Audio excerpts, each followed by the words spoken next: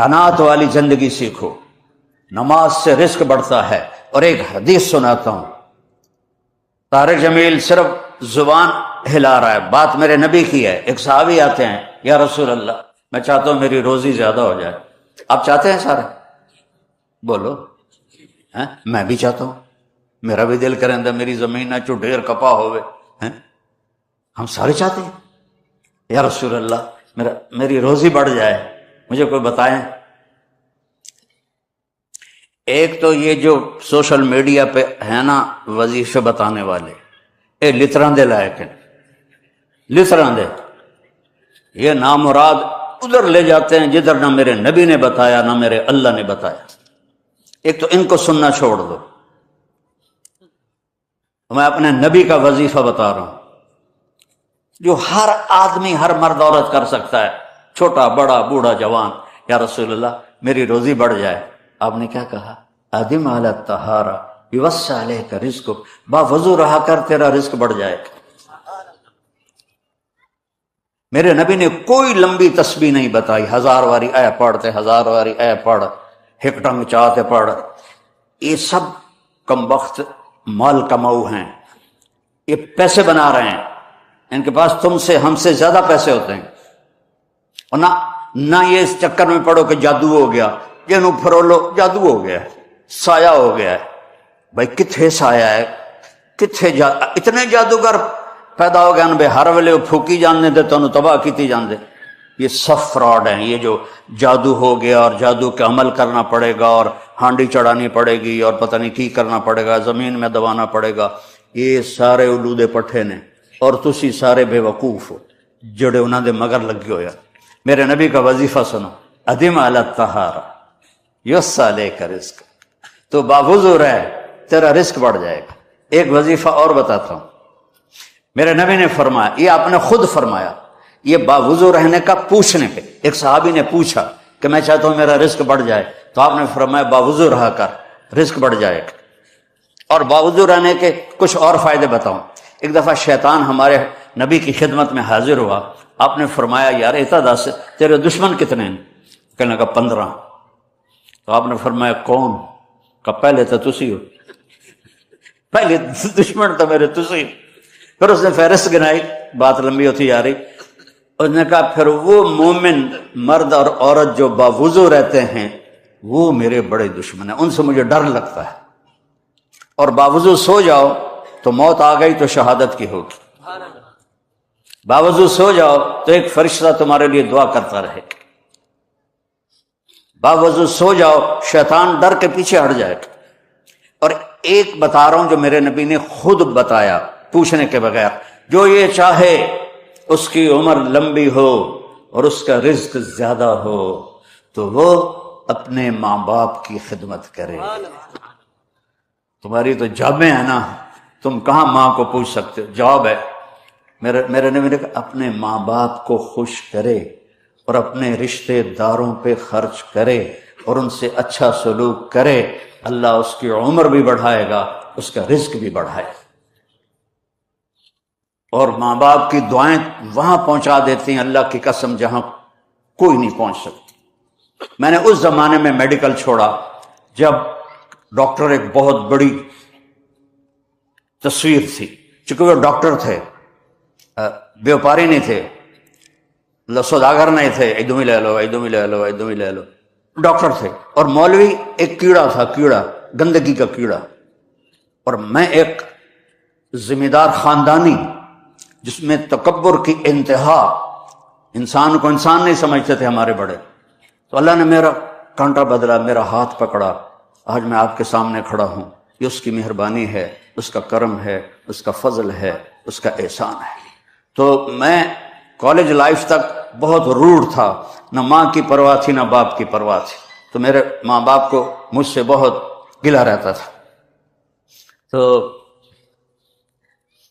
میں لاہور میں پڑھتا تھا تو میں خط اس وقت لکھتا تھا جب پیسے مک جاندے ہیں۔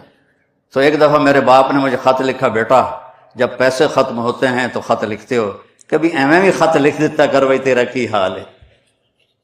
پتہ ہی نہیں تھا ماں کسے کہتے ہیں، باپ کسے کہتے ہیں۔ تو نبی کی زندگی پڑھی تو پتہ چلا، آپ اندازہ لگائیں بیٹا بہ جا بہ جا۔ میرے نبی نے فرمایا، یہ عورتیں بھی بیٹھی ہیں، کاش میری ماں ہوتی زندہ اور میں عشاء کی نماز کی نیت باندھ کے فرض نماز مسجد کی مصلی پر پیچھے نمازی ہوتے اور میں سورۃ فاتحہ شروع کر چکا ہوتا، الحمدللہ رب العالمین، اور ادھر میرے گھر سے میری ماں کہتی محمد، تو میں نماز توڑ کے کہتا جی اماں جان میں آیا، جی اماں جان میں آیا۔ یہ ماں کا مرتبہ بتایا۔ یہاں تو صرف پونڈ کو دنیا جانتی ہے۔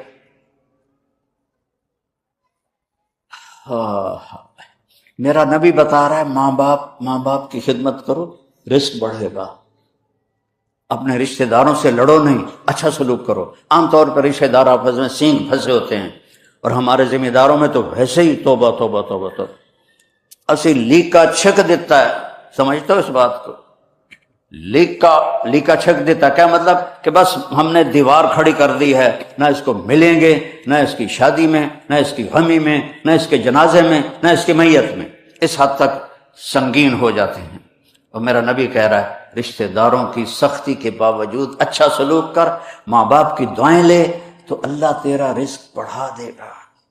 تو جب میں تبلیغ میں لگا، مدرسے میں داخل ہوا، میرے والد اتنے ناراض ہوئے کہ مجھے گھر سے نکال دیا۔ 23 نومبر 1972، یہ تو مولوی بننا تو میرے گھروں نکل جا۔ 2 باری میرے والد اتنے جابر ذمہ دار تھے کہ لوگوں کے پیشاب نکل جاتے تھے جب وہ گرجتے تھے، درد سے باندھ کے مارتے تھے۔ مجھے کہا، اور میری عمر کتنی؟ 18 سال۔ میں خود حیران ہوتا ہوں کہ ایڈی چھوٹی عمر میرے اللہ نے میروں کیویں ہمت دیتی۔ میں کہا نہیں، میں مولوی بننا ہے۔ پھر میرے باپ نے کہا اچھا نکل جا میرے گھروں، 2 دفعہ کہا نکل جا میرے گھر۔ پھر جب اللہ نے میری زندگی پلٹی اور میں چھٹی میں آتا اور میں اپنے باپ کی خدمت کرتا، تیل لگاتا، پاؤں دباتا۔ نوکر ہوتے تھے، نوکرانوں تو ہوب نہیں نا، انہیں تو انجن کرنا ہوں۔ تو ایک ہمارے بزرگ لیٹے ہوئے تھے، ان کو لوگ دبا رہے تھے، تو کسی نے پوچھا حضرت کیا حال ہے؟ کہا جی بس میں صبر کا ثواب لے رہا ہوں اور یہ تھکن کا ثواب لے رہے ہیں۔ تو میں اپنے باپ کو بڑے دل سے دباتا، تو مجھے میرے باپ کی دعا لگی۔ وہ کہتے پتر میریاں اکھیاں تو نہیں ویکھنا، پتر میریاں اکھیاں تو نہیں ویکھنا، پر تو ویکھی ایک دن اللہ تینوں بڑی عزت دے سی۔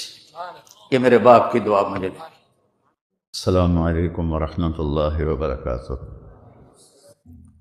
الحمد للہ الذی لا نحصی ثناء علیہ وهو كما اثنى على نفسه واشهد ان لا اله الا الله وحده لا شريك له واشهد ان سيدنا ومولانا محمدا عبده ورسوله اما بعد۔ میرے محترم عزیزو، بھائیو، دوستو، طلبہ، اللہ تعالیٰ کے نبی کا فرمان ہے یذب المیت ثلاث، جب کوئی شخص مر جاتا ہے تو اس کے ساتھ 3 چیزیں جاتی، اہلہ و مالہ و اولادہ۔ عربوں میں یہ رواج تھا، جب کوئی سردار مرتا تھا تو اس کی میت کے ساتھ رشتہ دار بھی، اور اس کا جو گھوڑے، اونٹ، خچر، گدھے، اس کا مال، وہ سارا ساتھ جاتا تھا، اور رشتہ دار بھی، اور تیسرا فرمایا عمل بھی۔ تو یرجع اثنان و یبقى واحد، 2 تو واپس چلے جاتے ہیں، جو اس کا ساز و سامان ہوتا ہے۔ یہ قدیم زمانے میں یہ رسم تھی، وہ بھی واپس چلا جاتا ہے، رشتہ دار بھی چلے جاتے ہیں، عمل باقی رہ جاتا ہے۔ تو اگر وہ اچھا ہے تو وہ کامیاب ہے، اور برا ہے تو قبر سے خوفناک منظر کوئی نہیں ہے۔ میرے نبی نے فرمایا کہ میں نے قبر سے خوفناک منظر کوئی نہیں دیکھا میرا جی چاہتا ہے میں تمہیں عذاب قبر دکھا دوں، لیکن پھر تم اپنے میتوں کو دفن کرنا چھوڑ دو گے۔ لیکن اگر وہ اپنے عمل کو ساتھ لے کر گیا ہے تو علاء بن حضرمی رضی اللہ تعالیٰ عنہ بحرین کے جہاد سے واپس آ رہے تھے حضرت عمر کے زمانے میں، راستے میں انتقال ہو گیا تو ان کو وہاں دفن کر دیا۔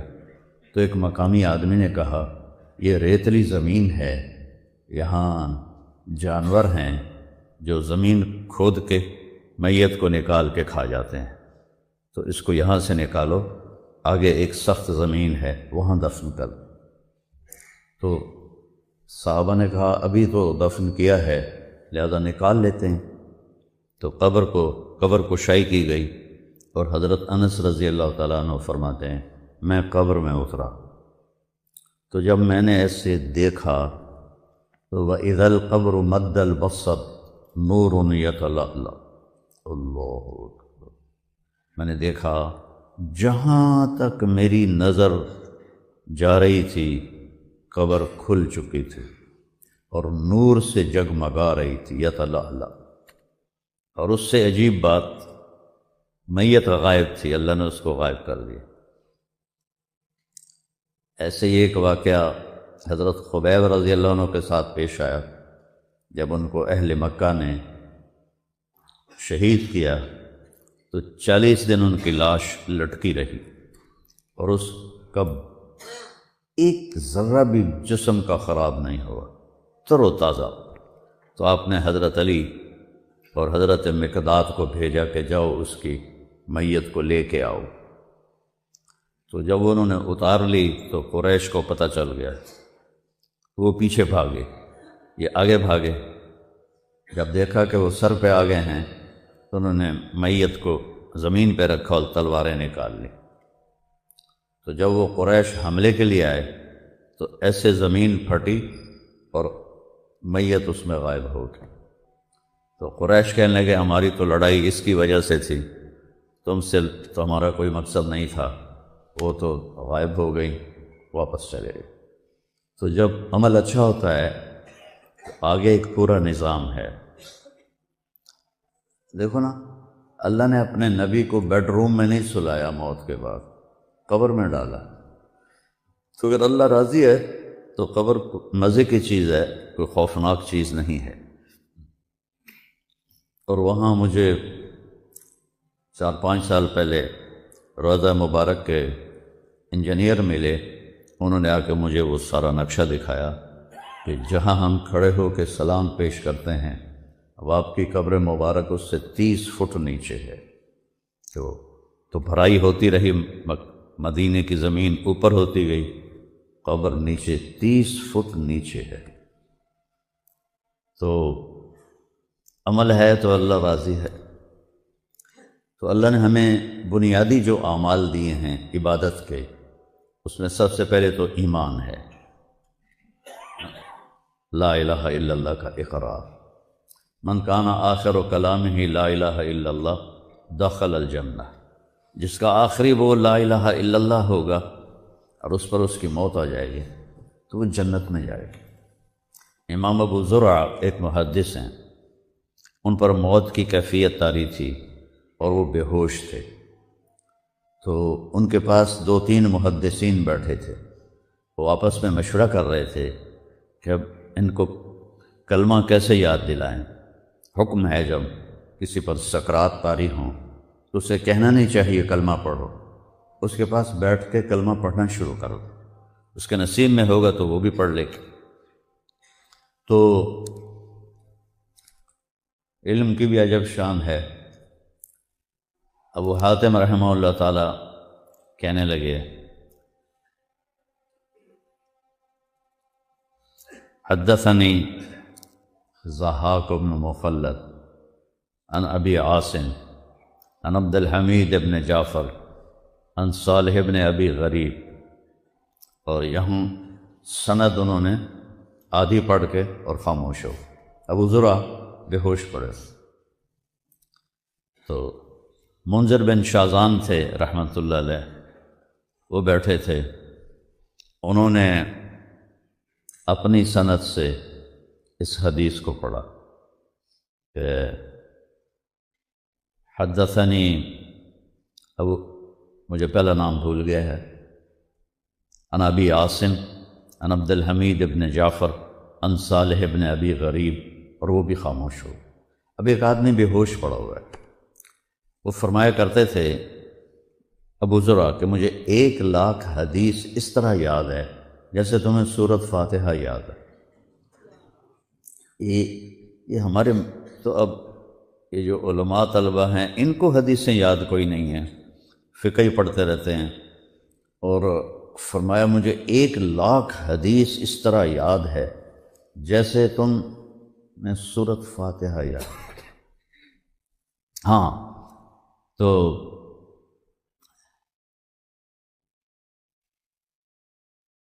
اب دونوں نے حدیث کی سند ادھوری پڑھ دی اور وہ بے ہوش پڑے ہیں،